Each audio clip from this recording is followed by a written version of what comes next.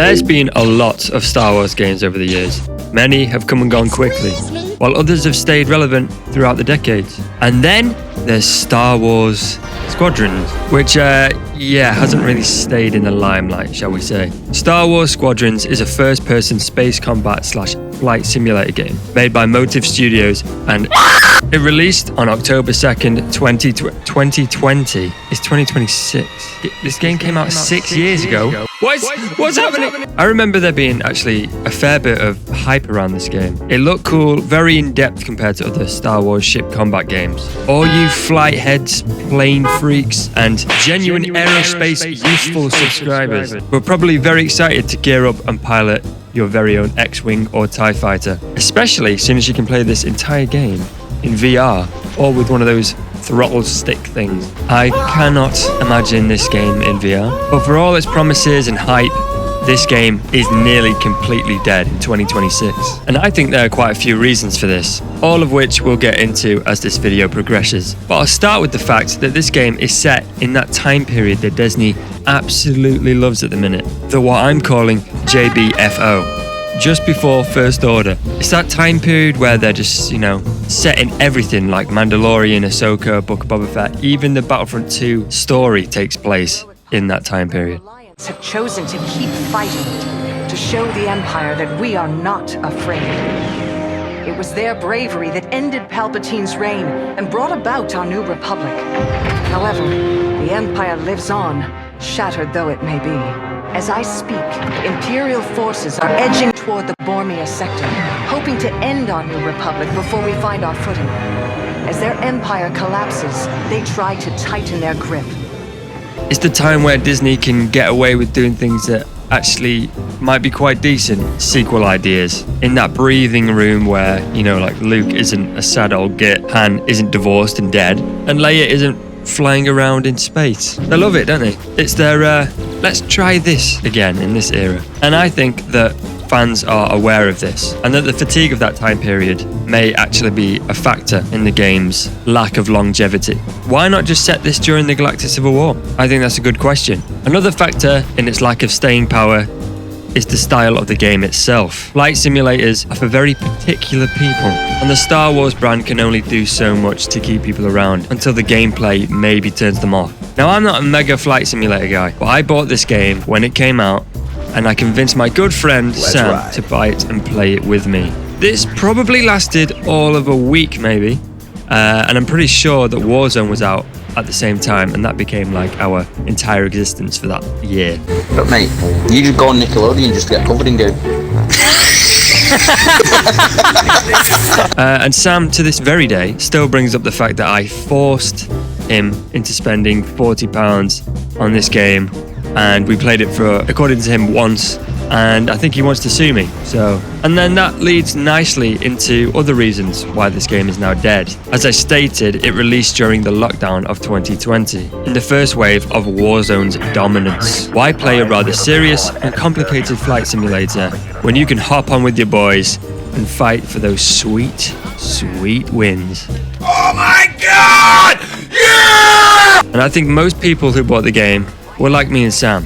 You buy it, you play it for a little bit, and then you forget that it ever existed. Another factor of this game's demise might have been its multiplayer. Lack of modes and lack of post-launch content. The game can really be a cool Star Wars experience, and the game modes available are fun, but there's literally only two of them: Dogfight and Fleet Battle. Dogfight is what you think. It's a standard 5v5 deathmatch, and Fleet Battles is more of an in-depth multi-stage mode where you sort of devise a strategy and assault the enemy's fighters until you break through the line and attack their frigates and then onto their capital ships. Fleet Battles in particular is a very good and well-designed game mode. You can tell that it's going to be their flagship mode. You can play it online or just with bots, which is a nice touch. That means people can go back and play it whenever they like.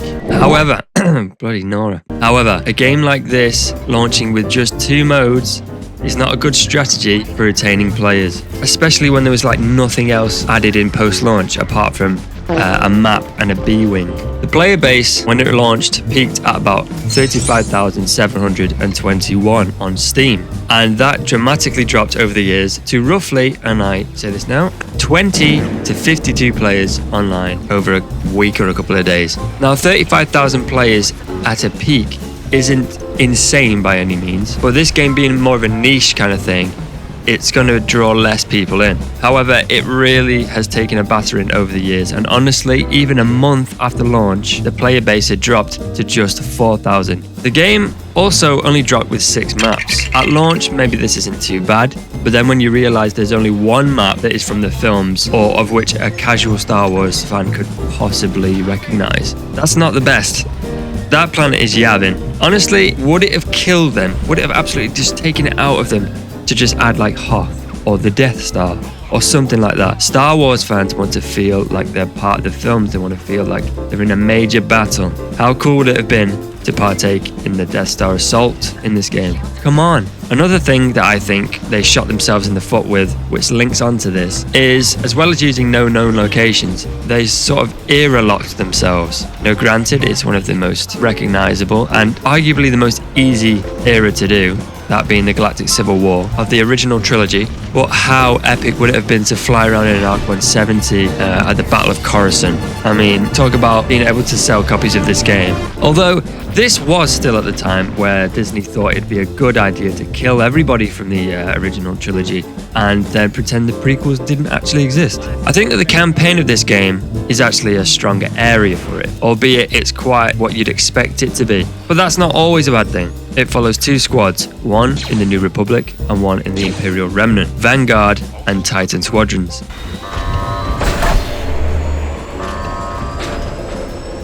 Pre-flight complete. Let's get a clean launch. Lock onto my fighter. There are some cool missions. There are some cool missions in there, and some additions to the lore, like Project Starhawk, are pretty cool. But generally, it's what you expect it to be. It's good versus bad. It's X-Wings versus TIE Fighters. That's as complicated as it's going to be. I think the prologue is quite interesting. Just set after the destruction of Alderaan, where you play as the eventual rebel leader in this game, Lyndon Javes, as he refuses to kill Alderaanian refugees, and then he defects. The whole mission is quite an interesting idea, and it's actually set in the original trilogy era, which might make it a little bit more interesting. Apart from that, the only other positives I can speak about would be the gameplay and customization. Flying around, fighting other ships is really cool, and it's very, very well made. The choices you make in battles, whether to shift power to your engines, your shields, your lasers, or have a balance of all 3, is really going to make you kind of think in what situation you're in.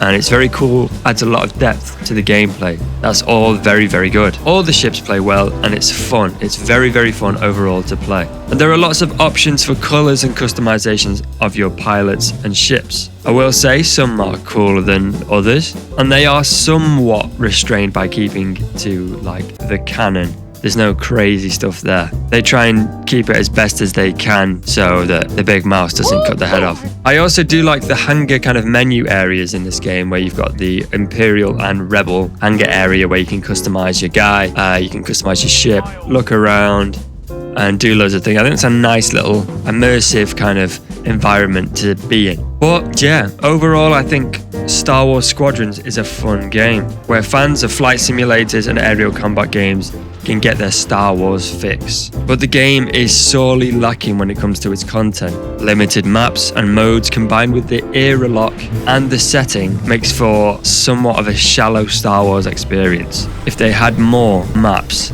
more eras, they had a much bigger scope of Star Wars itself, then I think a lot of the players would all come back to this game. If one match you're in the original trilogy, one match you're in the prequels, maybe even the sequels, maybe the Old Republic, I don't know. If you had all these elements together, it would have stayed relevant for longer. But combine all this with its launch back in 2020 and it being released with Warzone, it's clear to see why 99% of the player base got bored and is now looking at Aayla Secura Rule 34. So what do you think of Star Wars Squadrons?